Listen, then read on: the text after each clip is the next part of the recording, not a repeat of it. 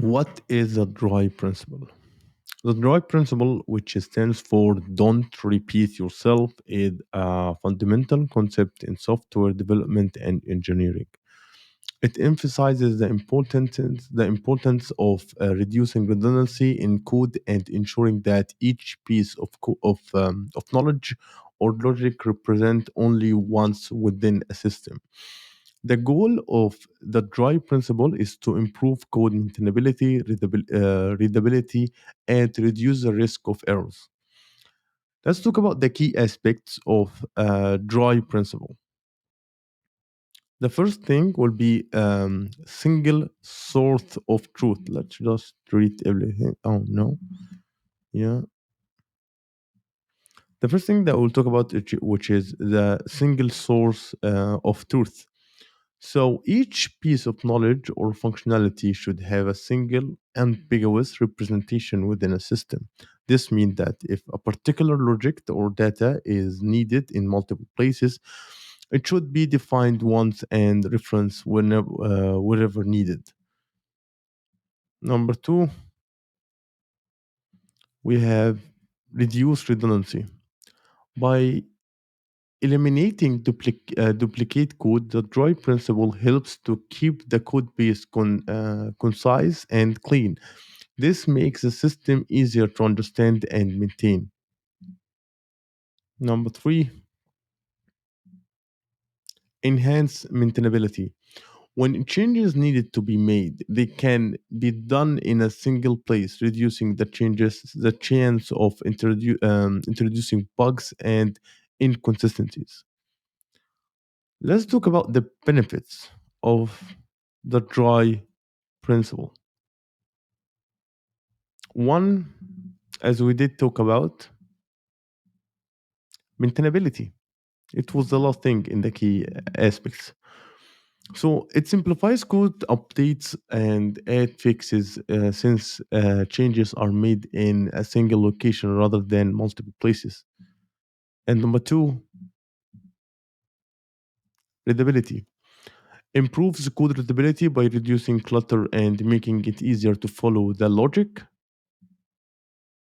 Number three, consistency.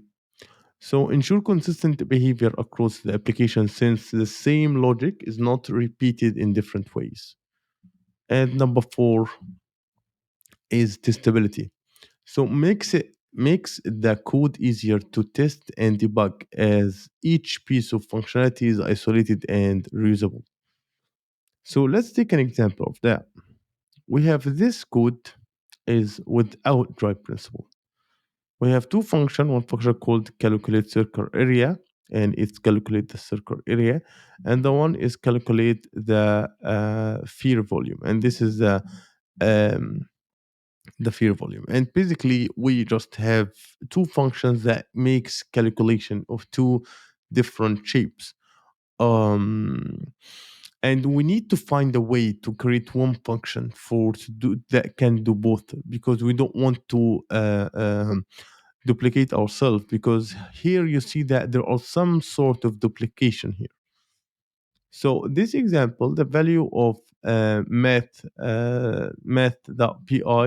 here, math.py and the calculation of radius multiplied by radius are repeated in both functions. So how we can fix that? In this example, we can fix it by doing this. We have the shape if it's sorry, if it's circle, we will use this. If it's sphere, we use this. So here in the refactor example, this refactor example, the logic is encapsulated in a single function that handles both areas, circle and the volume of the sphere, as we talked about. Um, Functions and methods. Here was applying the dry principle. Functions and methods. First, we abstract the common logic into reusable functions or methods. The second thing we have modules and libraries. Create modules or libraries for common functionality that can be shared across different parts of the application. Number three, configuration files. We can use configuration files to store common settings or values instead of hard coding them multiple times. Four, we can use like templates and components. Like in web development, use templates and components to avoid duplicating HTML, CSS, or UI logic. So in conclusion, the DRY principle is a cornerstone of effective software development by minimizing redundancy and ensuring that each piece of logic or data represent only once. Okay, developers can create more maintainable, readable, and consistent code. Applying the DRY principle requires careful design and refactoring, but results in a more robust and efficient code base. So that's it for this video, and see you in the future.